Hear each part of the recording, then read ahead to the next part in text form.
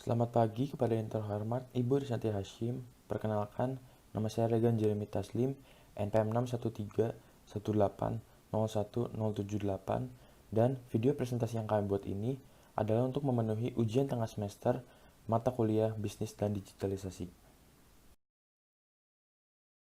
Nama saya Jason Angelina, NPM 60 321011. Perkenalkan, nama saya Ardenisa Wijaya, NPM 61318010015. Perkenalkan, nama saya Cornelius dengan NPM 61318011184. Perusahaan yang kami ambil sebagai bahan penelitian adalah PT Cahaya Bintang Medan Terbuka. Terdapat 6 bahasan yang akan kami bahas pada presentasi kali ini. Yang pertama adalah company profile, yang kedua adalah pestle analysis, yang ketiga adalah manajemen pemasaran, yang keempat adalah manajemen operasi, yang kelima adalah manajemen modal insani, dan yang terakhir adalah manajemen keuangan. PT Cahaya Bintang Medan Terbuka merupakan perusahaan yang bergerak di bidang industri furniture. Perusahaan ini beralamat di Jalan Pertahanan nomor 111, Sigara-Gara, Kecamatan Patumbak, Kabupaten Deli Serdang, Provinsi Sumatera Utara. Perusahaan ini telah berdiri sejak tanggal 9 Februari 2012. Namun, baru pada tahun 2013 mereka memulai kegiatan komersialnya di bidang industri furniture. Pada tahun 2016, mereka mendapatkan sertifikat Indonesian Legal Good yang diterbitkan oleh Sukovindo International Certification Services. Dan baru pada tahun 2020, mereka merubah perusahaan mereka menjadi perusahaan terbuka dan mencatatkan saham mereka di Bursa Efek Indonesia. Saat ini, kedudukan komisaris utama diduduki oleh Bapak Insinyur Martinus Cendana dan kedudukan atau jabatan dari direktur utama diduduki oleh Bapak Suwandi. Perusahaan ini memiliki sebuah visi dan kelima buah misi. Visinya berbunyi, dengan semangat dan kekuatan dari teamwork, menghasilkan produk berkualitas, serta memberikan pelayanan terbaik, sehingga menjadi pemimpin industri furniture asal Sumatera yang unggul di Indonesia dan dapat memenangkan persaingan internasional. Visi tersebut didukung oleh kelima buah misi yang mereka anut. Misi yang pertama adalah menghasilkan produk furniture berkualitas tinggi melalui penerapan quality assurance. Yang kedua, mengadopsi dan mengimplementasikan perlengkapan dan teknologi produksi terkini. Yang ketiga, mengelola dan mengembangkan sumber daya manusia yang profesional. Yang keempat, menjalin kerjasama sebagai mitra bisnis dari para bisnis partner untuk menghasilkan keuntungan bersama jangka panjang. Dan misi yang terakhir adalah berinovasi menghasilkan layanan purna jual yang terbaik. Perusahaan yang bergerak di bidang industri furniture ini menawarkan produk barang utama berupa produk mebel untuk perabotan rumah tangga dan perkantoran. Produk-produk yang dihasilkan oleh PT Cahaya Bintang Medan Terbuka antara lain set tempat tidur untuk orang dewasa, set tempat tidur untuk anak-anak, lemari dapur, lemari hias, dan meja kantor. Baik, pada bagian ini saya akan membahas mengenai pestle analysis. Pestle analysis ini merupakan sebuah tools yang digunakan untuk mengetahui hal-hal yang memberikan dampak terhadap keberlangsungan dari suatu bisnis. Di sini kita melihat suatu bisnis sebagai suatu sistem yang terbuka. Terdapat 6 buah faktor yang penting. Pertama yaitu politik, bagaimana campur tangan pemerintah terhadap keberlangsungan bisnis. Kemudian terdapat juga faktor ekonomi, yaitu kondisi perekonomian yang terjadi seperti inflasi, daya beli konsumen. Kemudian faktor sosial, bagaimana norma-norma pada suatu masyarakat, kemampuan bekerja atau preferensi pada suatu produk. Faktor keempat merupakan teknologi, yaitu dampak teknologi terhadap keberlangsungan dari suatu bisnis. Kemudian terdapat juga faktor lingkungan, yaitu bagaimana kondisi lingkungan sekitar mempengaruhi keberlangsungan bisnis. Terakhir adalah legal, yaitu aturan-aturan yang perlu diketahui pada suatu bisnis, contohnya seperti hak cipta. Dari keenam faktor sebelumnya, maka dapat dilakukan analisis pestle untuk PT Cahaya Bintang Medan Tbk. Pertama, politik, yaitu bagaimana intervensi pemerintah yang membuat perusahaan harus mengikuti peraturan yang ada. Contohnya, untuk dapat beroperasi, maka perusahaan harus memiliki surat keterangan domisili perusahaan, tanda daftar perusahaan, beserta SIUP. Kemudian karena perusahaan melakukan kegiatan impor, maka perusahaan harus memiliki izin berupa angka pengenal importir produsen, kemudian rekomendasi impor produk kehutanan. Selain itu, dari segi kesehatan, maka perusahaan harus memiliki BPJS Ketenagakerjaan dan BPJS Kesehatan. Kemudian faktor ekonomi. Di sini kondisi ekonomi akan mempengaruhi besarnya output perusahaan. Contohnya pendapatan. Karena nilai tukar mata uang asing yang berfluktuasi, hal ini akan mempengaruhi pendapatan yang diperoleh. Faktor ketiga merupakan sosial. Peranan lingkungan akan mempengaruhi perusahaan. Contohnya stakeholder, orang yang melakukan investasi dan menanam modal.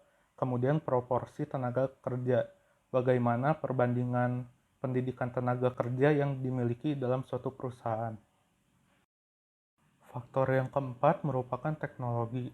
Pesatnya perkembangan teknologi membuat perusahaan harus terus melakukan inovasi. Contoh yang sudah dilakukan adalah menggunakan mesin hydraulic press, juga CNC router.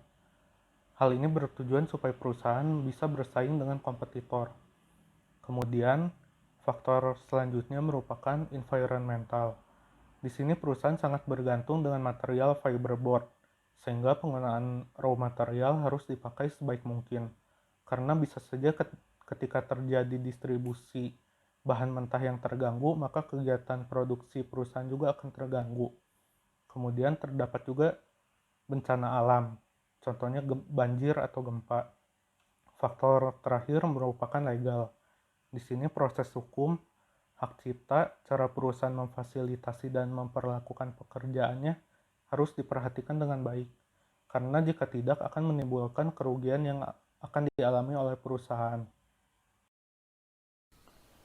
Untuk mendukung manajemen pemasaran, mereka melakukan segmentation, targeting, dan positioning terhadap perusahaan mereka. Segmentation yang mereka lakukan adalah segmentasi geografis, yaitu untuk masyarakat Pulau Sumatera, namun tidak menutup kemungkinan untuk memasarkan produk mereka di dunia internasional. Targeting yang mereka lakukan adalah untuk menargetkan rumah tangga dan perkantoran untuk membeli produk yang mereka hasilkan.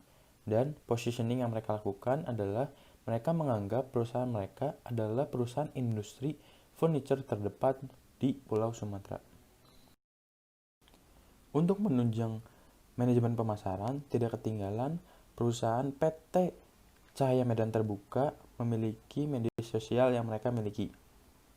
Media sosial yang pertama adalah website dengan www.cbmstripfurniture.com. Dalam website ini memiliki atau mengandung konten berupa profil perusahaan, produk yang dihasilkan, informasi saham, proses produksi, laporan keuangan, kontak perusahaan, dan masih banyak informasi lainnya. Media sosial yang kedua adalah YouTube. Di akun GMP Creative Consulting, mereka mempromosikan perusahaan mereka yang berisikan pendiri perusahaan, petinggi perusahaan, proses produksi, produk yang dihasilkan, dan kegiatan sosial yang mereka lakukan. Media sosial yang terakhir yang mereka punya adalah Instagram, @cbm_furniture. Di dalam Instagram memiliki beberapa konten berupa informasi seminar yang mereka adakan, proses produksi, produk yang dihasilkan, dan memperingati hari-hari nasional yang diperingati oleh seluruh masyarakat Indonesia. Selanjutnya, saya akan membahas mengenai penerapan digitalisasi pada area manajemen operasi. Dapat kita ketahui bahwa kegiatan produksi yang dilakukan perusahaan sudah menggunakan mesin CNC, yaitu mesin yang bisa menghasilkan bentuk dan produk yang rumit, sehingga pengerjaannya dapat dilakukan secara terotomatisasi, di mana menggunakan artificial intelligence. Jadi operatornya hanya perlu memasukkan kode tertentu dan mesin akan langsung melakukan prosesnya. Hal ini bertujuan untuk memberikan hasil yang lebih baik daripada pekerjaan manual. Kemudian audit internal.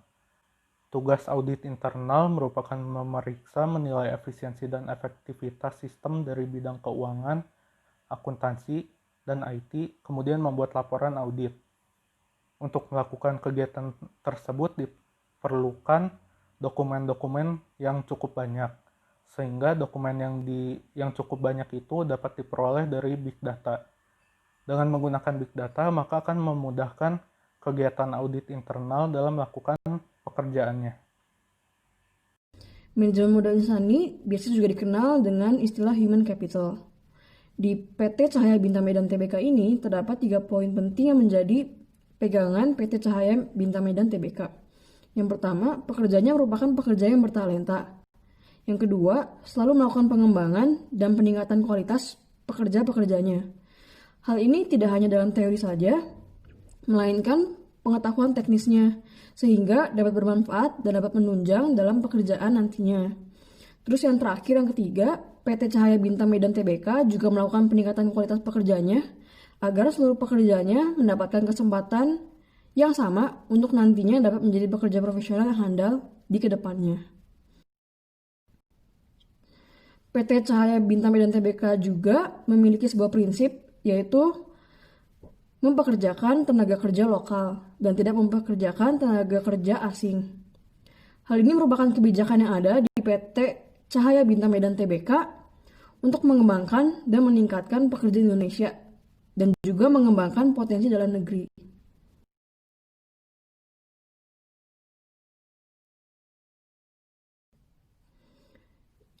Pengelolaan manajemen modal insani di PT Cahaya Bintang Medan Tbk sendiri juga terdapat beberapa hal yang harus diperhatikan. Di antaranya adalah pendataan pekerja-pekerjanya. Di PT Cahaya Bintang Medan Tbk sendiri terdapat 163 karyawan per 30 September 2019. Di sini teknologi pada manajemen modal insani salah satunya adalah database untuk menyimpan informasi berkas pekerja yang banyak ini. Selain itu juga, untuk manajemen modal insani terdapat teknologi yang digunakan selain database, yaitu adanya big data untuk menyimpan data-data yang sangat banyak. Selain itu juga ada yang memanfaatkan cloud, di mana hal tersebut adalah storage yang berbasis online. Selain itu juga terdapat email maupun drive atau storage yang berupa teknologi penyimpanan informasi. Hal tersebut dimanfaatkan oleh PT Cahaya Bintang Medan Tbk untuk mengelola manajemen modal insaninya. Dengan manajemen modal insani yang memanfaatkan teknologi yang ada, terdapat beberapa manfaat yang dirasakan, yaitu dalam melakukan pekerjaannya, dalam hal pendataan maupun pekerjaan koordinasi maupun pengecekan akan lebih efisien. Yang kedua, pekerjaan yang ingin dilakukan juga tidak membawa waktu yang lebih banyak. Terus terdapat tambahan saran untuk digitalisasi ke depannya. Yang pertama adalah memanfaatkan Internet of Things, di mana mendapatkan kemudahan untuk menyatukan mesin dan device yang digunakan oleh pekerja satu dengan pekerja lainnya, sehingga seluruh informasi terkoneksi menjadi satu pada suatu perusahaan tersebut. Yang kedua, juga dapat melakukan adaptasi untuk melakukan rekrutmen secara online. Selain rekrutmen juga terdapat pelatihan yang dapat dilakukan secara online juga. Di sini diharapkan akan memiliki value experience yang sama dan berkesan untuk menjadi alternatif pelaksanaan ke depannya. Manajemen keuangan. Keuangan adalah sesuatu yang penting dan dijadikan fondasi dari keberlangsungan sebuah perusahaan. Maka dari itu, untuk mengerjakan manajemen keuangan diperlukan orang yang ahli dan kompeten dalam bidang keuangan. Manajemen keuangan adalah sebuah aktivitas bisnis yang bertanggung jawab untuk memperoleh dan menggunakan dana secara efektif untuk keberlangsungan operasi sebuah perusahaan. Laporan keuangan sendiri terdiri dari 4, yaitu trial balance yang berisikan pernyataan keuangan dari sebuah perusahaan, lalu ada income statement yang berisi pendapatan atau revenue dan beban atau expense, yang nantinya data itu akan diolah dan menghasilkan apakah sebuah perusahaan itu menerima net income atau keuntungan atau net loss yaitu kerugian. Lalu ada statement of owner's equity yang berisikan perubahan equity, dan ada cash flow yang berisikan penerimaan dan pembayaran kas. Selanjutnya, saya akan menjelaskan tentang fungsi data akuntansi bagi beberapa pihak. Pihak yang pertama adalah pihak owners, stockholders, potential investors, dan creditors. Nah, data bagi mereka ini akan berguna untuk mengevaluasi pengoperasian perusahaan dan untuk menentukan apakah mereka ingin berinvestasi atau enggak. Yang kedua, fungsi data akuntansi ini akan berguna bagi manajemen. Bagi manajemen, fungsi data akuntansi ini akan berguna untuk menentukan planning dan controlling. Yang ketiga, ada bagi employees dan union official yang akan berguna untuk kontrak negosiasi. Dan yang keempat, berguna bagi lenders dan suppliers untuk mengevaluasi penilaian kredit. Dan yang kelima, data ini akan berguna bagi government agency, consumer group, and economic planners, di mana data ini berguna untuk mengevaluasi hutang pajak dan approve issues of stock and bonds. Selanjutnya, saya akan membahas tentang transformasi digital dalam keuangan. Di zaman era seperti ini, sudah banyak sekali perusahaan yang menggunakan digitalisasi dalam mengolah perusahaan mereka. Dan hal itu diharapkan untuk membuat laporan keuangan secara lebih efektif dan efisien, secara waktu, tenaga, dan yang lain-lain. Maka dari itu, saya akan menyebutkan 6 tren terbesar dalam akuntansi. Yang pertama adalah Big Data, yang kedua adalah IoT atau Internet of Things, yang ketiga ada Cloud Service, yang keempat ada Artificial Intelligence atau AI, yang kelima ada Blockchain, dan yang terakhir ada Robotic Process Automation atau RPA. Kemudian PT Cahaya Bintang Tbk sendiri telah melakukan transformasi digital dalam proses keuangan mereka. Dalam mengolah proses keuangan mereka menggunakan Big Data dan Artificial Intelligence. Big Data ini dipakai karena Big Data itu mampu mengolah data berskala besar, baik yang terstruktur maupun tidak terstruktur. Tidak hanya itu, tidak hanya untuk mengolah informasi saja, tetapi Big Data juga dapat digunakan untuk mengidentifikasi, untuk mengambil keputusan yang paling penting dalam bisnis, baik masa saat ini maupun masa yang akan datang. Selanjutnya, PT Cahaya Bintang Medan Tbk juga menggunakan AI atau Artificial Intelligence untuk mengolah keuangan dalam perusahaan mereka.